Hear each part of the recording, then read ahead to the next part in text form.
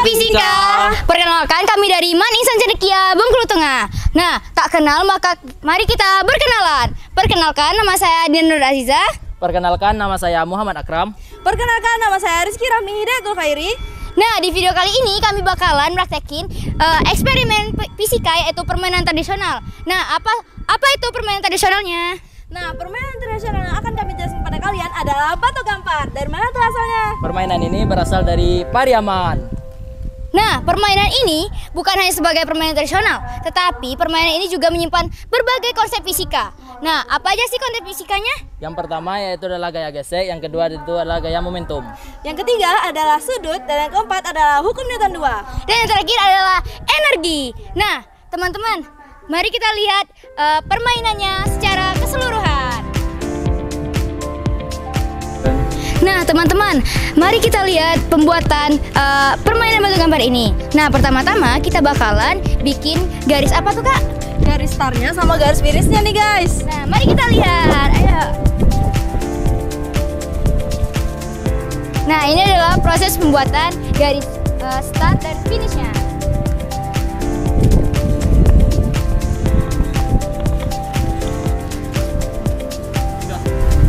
Halo Sobat Fisika, sebelum kita memulai permainan ini, marilah kita harus menyiapkan yaitu adalah alatnya.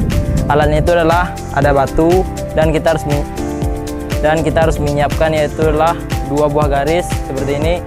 Garisnya itu bisa yaitu adalah dua langkah kita. Terus permainan ini bisa dimainkan 2 sampai 3 orang lebih. Permainan ini terbagi menjadi 3 gerakan. Gerakan tersebut memiliki makna dari berbagai gaya fisika. Marilah kita masuk ke gerakan yang pertama. Gerakan pertama yaitu adalah melontarkan batu ke target, yaitu adalah dengan cara menaruh batu ke telapak kaki kita, yaitu adalah dengan cara 2 langkah ke depan. Gerakannya seperti ini. Gerakan yang kedua yaitu adalah melompat ke depan sebelum garis finish dengan cara menaruh batu di kaki sebelah kanan atau sebelah kiri, bisa. Gerakannya seperti ini. Setelah sampainya di garis finish, marilah kita akan melakukan yaitu gerak melambungkan batu ke atas. Caranya seperti ini. Setelah itu kita melempar batu ke batu lawan. Baiklah, kita telah sampainya ke gerakan terakhir, yaitu adalah gerakan yang mungkin ditunggu oleh teman-teman, yaitu adalah gerakan kayang. Baiklah, kita akan melakukan gerakannya yaitu seperti melempar batu ke depan sampai sebelum garis finish.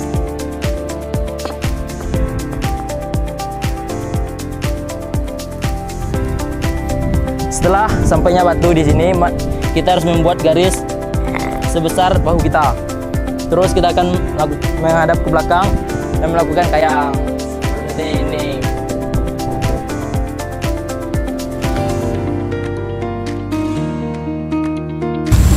Waktu batu dilempar, kita memberikan gaya dorong ke batu. Semakin besar gaya yang kita kasih, maka semakin cepat batu itu bergerak. Nah, ini sesuai hukum Newton 2 loh. Nah, sekarang kita bahas lebih dalam nih fisikanya. Nah, biar makin ngerti kenapa batu itu mantul dan kenapa kadang nggak mantul sama sekali. Jadi gini teman-teman, waktu kita lempar batu, kita memberikan gaya F ke batu itu. Kemudian, nah, gaya ini bikin batunya punya energi kinetik atau energi gerak.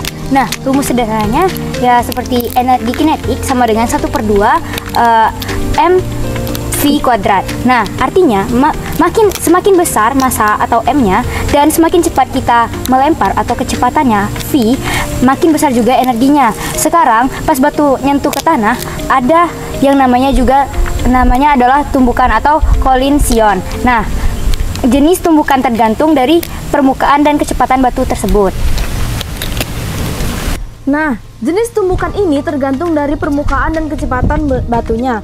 Nah, kalau batunya dilempar dengan sudut yang pas, biasanya sekitar 30 sampai 45 derajat lah. Nah, sebagian energinya dapat dipantulkan kembali ke atas.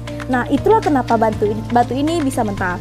Nah, tapi kalau batunya terlalu kecil, batu malah gesek ke tanah dan kemudian energi karena gaya geseknya tadi atau bisa disebut dengan friksi. Nah, gesekan ini mengubah sebagian energi gerak jadi panas dan bunyi.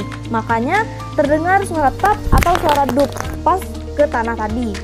Nah, sekarang kalau kita berhasil kena batu atau target, itu berarti kita udah ngatur nih arah gaya lemparan besar gayanya, sudut lintasannya, dan secara tepat. Nah, disitulah adanya konsep momentum atau disimbolkan dengan P.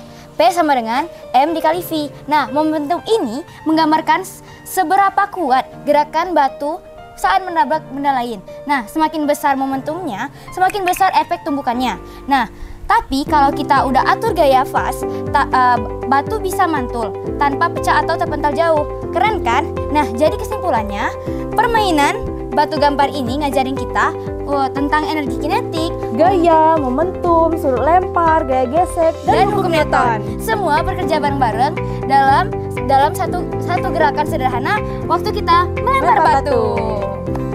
Seru banget kan teman-teman? Nah, seru banget kan teman-teman permainan batu gamparnya. Nah, kalian boleh coba nih di rumah atau nanti dipraktekkan dengan teman-temannya biar kita tahu dan paham konsep fisika apa aja yang kita permainkan di permainan tradisional ini, teman-teman.